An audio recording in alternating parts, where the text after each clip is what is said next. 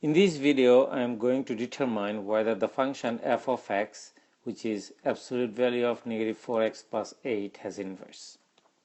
Please note that absolute value functions that have linear values inside the absolute value, they are V-shaped.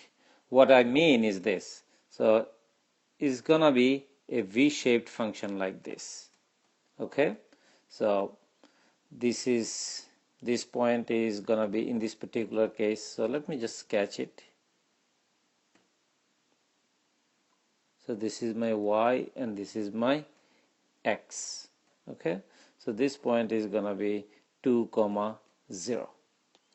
Now this function, by the way, doesn't have an inverse. Why does it not have inverse? First of all, it fails the vertical line, horizontal line test. If you draw a horizontal line here, it intersects the graph of the given function at two different locations. Therefore, it fails the horizontal line test. So that's the easiest thing to do. Okay, so this point and this point. Draw any horizontal line, and we see that it intersects the graph of the given function at two different locations. Therefore, this function doesn't have an inverse. However, what if you didn't know that the graph of this function looks like this? Let's say, how do you figure that out?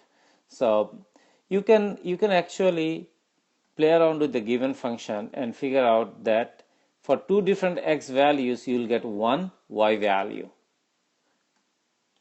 Let's consider two values for x. Let's say x is equal to 1. Then what do I get for y, or f of x? So it's going to be f of 1, which is y, by the way, is going to be absolute value of negative 4 times 1 plus 8, which is going to be negative 4 plus 8, which is absolute value of 4, because negative 4 plus 8 is 4, is 4.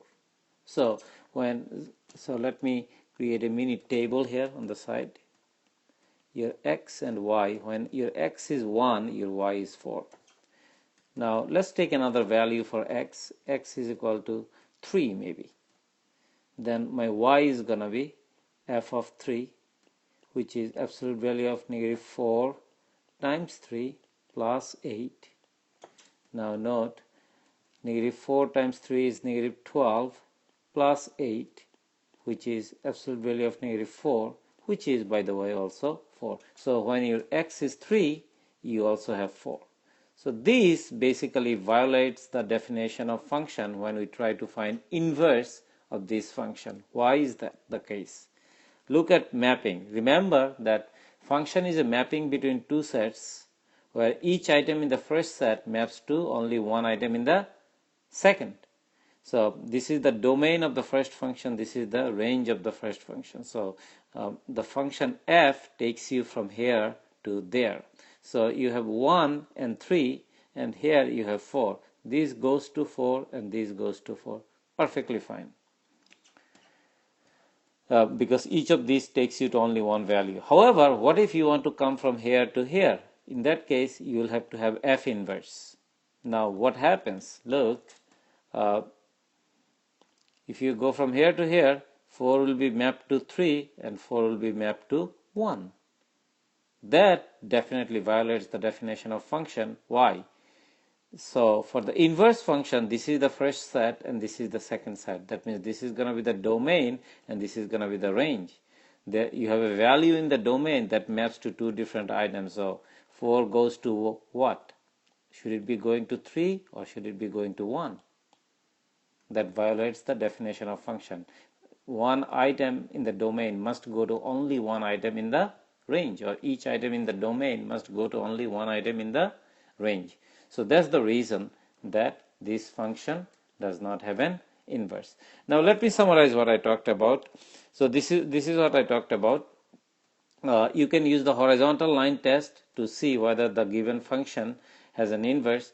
If the horizontal line intersects the graph of the given function at more than one location or at more than one point, then the function does not have an inverse. The other one is more numerical. Basically, you take two different values for the function, for the input x. That means you take two different values of x and you get the same value for y. That means in our case we took x is equal to 1 and x is equal to 3. These are two different values, but in both cases my y is 4. That means for two different numbers I get one y value, two different x values I get one y value. That means this function is not one-to-one. If a function is not one-to-one, that function does not have an inverse. So this is basically, by taking two different numbers, you are basically testing the one-to-oneness of this function, and we found out that this function is not one-to-one. I hope that this discussion was helpful. Thank you very much.